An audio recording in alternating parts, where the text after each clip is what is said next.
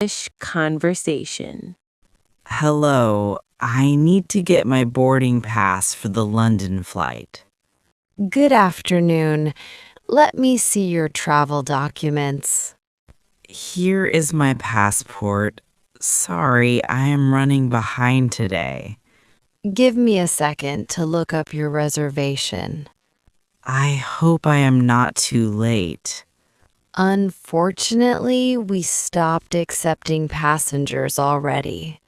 What do you mean? The plane is still here. We must close registration almost an hour before takeoff. But I made it. I'm standing right here.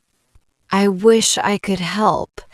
These are security rules we must follow. The highway was completely blocked. An accident happened. I truly am sorry. There is nothing I can do now. I cannot miss this trip.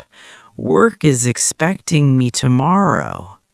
Let me look for alternatives. Give me a moment.